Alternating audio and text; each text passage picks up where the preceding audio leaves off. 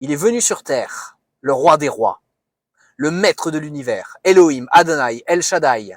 Il est venu sur terre et il est venu mourir sur une croix pour payer la justice de Dieu vis-à-vis des péchés de ceux et de celles qui se convertiraient à lui. Il n'a pas payé pour tout le monde. Jésus vit éternellement. Il vit pour toujours.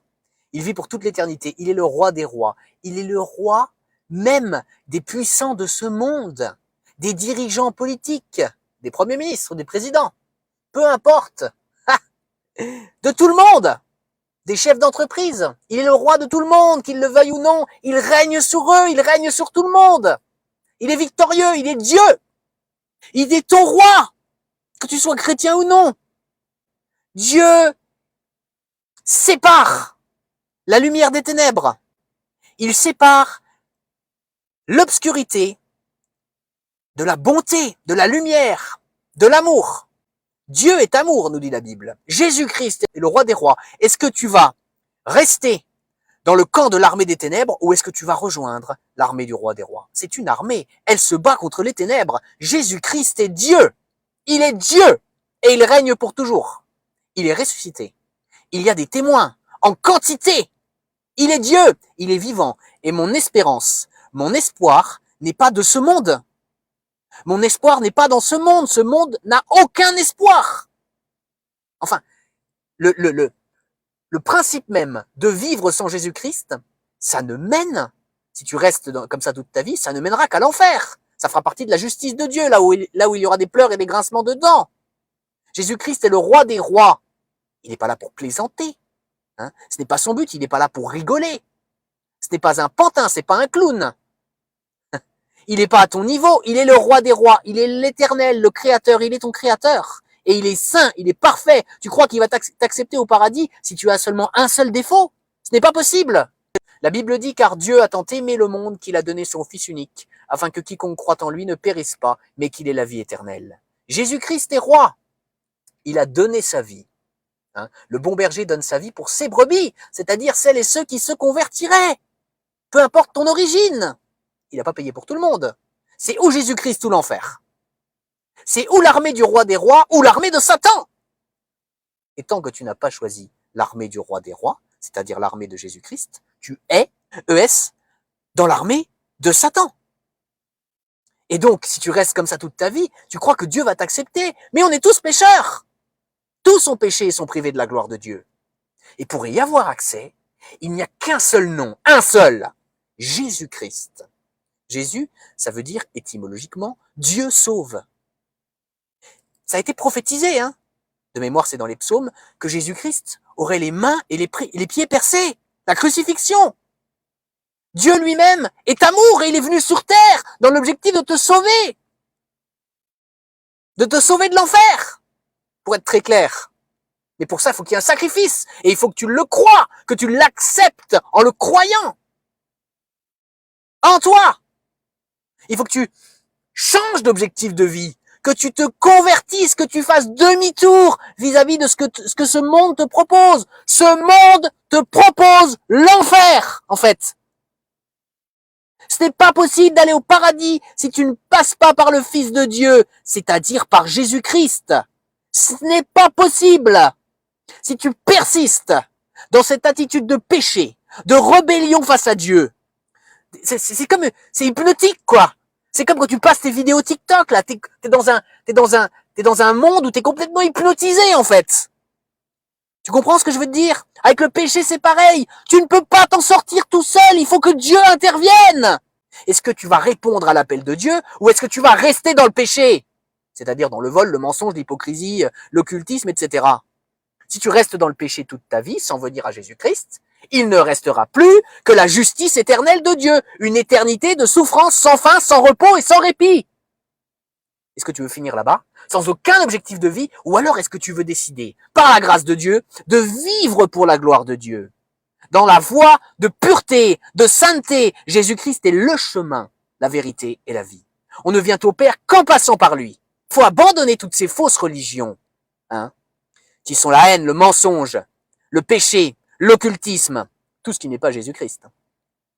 Et il faut Et oui, c'est bien une exigence. Hein. Et il faut suivre Jésus-Christ, être son disciple, obéir à ses commandements, obéir à l'évangile. On entend, ah, j'ai pas de, comment ils disent ça? J'ai pas de religion, j'ai une relation. C'est du pipeau! La Bible parle de religion, hein, avec des commandements. La Bible parle d'irreligieux, de gens, c'est-à-dire qui n'en ont rien à faire de la religion. Mais la religion de Jésus-Christ, c'est l'amour et l'obéissance à ses commandements. Jésus-Christ va dire, en substance, vous êtes mes amis si vous faites ce que je vous commande. Et qu'est-ce qu'il nous commande? Aimez-vous les uns les autres. Haïssez le mal, haïssez le péché, quoi. Haïssez l'obscurantisme, l'occultisme, la haine, l'amour de l'argent, l'idolâtrie. Et aimer Dieu de tout son cœur, de toute son âme, de toute sa pensée et de toute sa force. Il n'y a qu'une seule voie pour être sauvé, c'est Jésus-Christ. Jésus-Christ est Dieu. Il est amour, il est saint, il est parfait. Et Dieu veut que tous les hommes, tous les êtres humains, hein, hommes et femmes, soient sauvés. C'est pour ça qu'il est venu sur terre. Est-ce que tu vas accepter de croire par la grâce de Dieu, croire l'évangile pour toi-même, croire en Jésus-Christ et te repentir de tes péchés? Ou est-ce qu'à terme, tu vas finir en enfer? L'enfer éternel, l'étang de feu et de soufre. Voilà la vérité. La vérité, c'est Jésus-Christ. Jésus-Christ est le chemin, la vérité et la vie. Il y a une espérance. Il est le roi des rois. Il y a l'éternité de bonheur qui attend les élus de Dieu. Une éternité de vie éternelle, en fait. Ça s'arrêtera jamais. Pour la gloire de Dieu, avec Jésus-Christ au centre. Sans plus de péché, sans plus jamais aucune souffrance. C'est ça ou l'enfer. C'est Satan ou Jésus-Christ. C'est le Dieu de ce monde, hein, le faux Dieu de ce monde, c'est-à-dire Satan, le père du mensonge, ou alors c'est la vérité. C'est Jésus-Christ. Qu'est-ce que tu choisis maintenant? Si tu veux choisir Jésus-Christ, je t'invite à écrire ton prénom en commentaire à cette vidéo. Tu l'écris maintenant. Et voici les deux choses que tu dois faire. La foi et la repentance. Premièrement, la foi. Qu'est-ce qu'il faut croire? Je vais le détailler précisément, comme je le fais souvent.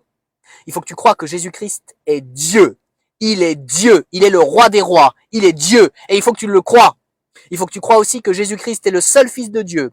Il est les deux, à la fois Dieu et le seul Fils de Dieu. Et il faut que tu le crois. Il faut que tu crois que Jésus-Christ est venu sur terre en tant que 100% homme et 100% Dieu. Oui, les deux en même temps. Hein. Et il faut que tu crois qu'il est venu sur terre en tant que 100% homme et 100% Dieu pour payer pour tous tes péchés. Il faut que tu crois que Jésus-Christ a souffert pour tous tes péchés. Il faut que tu crois que Jésus-Christ est mort pour tous tes péchés sur la croix. Il faut que tu crois que Jésus-Christ a été enseveli, c'est-à-dire qu'il a été mis au tombeau, une fois qu'il était mort, évidemment. Il faut que tu crois que Jésus-Christ a payé toute la justice de Dieu pour tous tes péchés à ta place. Il faut que tu crois que Jésus-Christ a payé ton enfer éternel à ta place. C'est-à-dire qu'il a réussi à payer ta punition illimitée en un temps limité. Je ne dis pas que Jésus-Christ est allé souffrir en enfer. Hein. Ça, je n'ai pas trouvé d'endroit où c'est écrit dans la Bible. Mais ce que je te dis, c'est qu'il faut que tu crois que Jésus-Christ a payé ton enfer éternel à ta place. C'est-à-dire qu'il a réussi à payer ta punition illimitée en un temps limité. Voilà ce qu'il faut que tu crois. Et il faut que tu crois que Dieu a ressuscité Jésus-Christ au 3e jour. Et que Jésus-Christ est vivant pour toujours. Que Jésus-Christ est victorieux sur la mort, sur le péché, sur le monde, sur le diable. Que c'est bien Dieu qui a ressuscité Jésus-Christ au 3e jour. Et que Jésus-Christ est vivant pour toujours. Voilà pour la foi.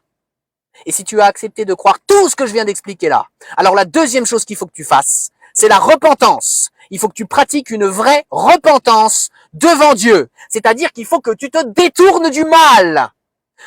Il faut que tu cites tes fautes, tes péchés à Dieu en le priant. Et il faut que tu lui demandes pardon. Il faut que tu lui dises combien tu regrettes de lui avoir fait du mal par tes péchés, par tes fautes. Il faut que tu t'engages devant Dieu à ne plus recommencer à pratiquer le péché sous n'importe laquelle de ses formes. Et il faut que tu lui cites tes fautes à Dieu. Hein. Il faut que tu cites tes fautes, tes péchés à Dieu. Et il faut que tu lui demandes pardon. Alors arrête cette vidéo maintenant et pratique cette repentance. Jésus-Christ est le roi des rois. Et il revient bientôt. Jésus-Christ revient bientôt. On entend qu'on n'a jamais été aussi proche de la fin. On le dit avec humour. C'est la réalité. Jésus-Christ va revenir, il revient bientôt. Est-ce que tu es prêt? Est-ce que tu es prêt à rencontrer ton Dieu? Est-ce que tu es en règle avec Dieu? Est-ce que tu es réconcilié avec Dieu ou est-ce que tu es rebelle à Dieu?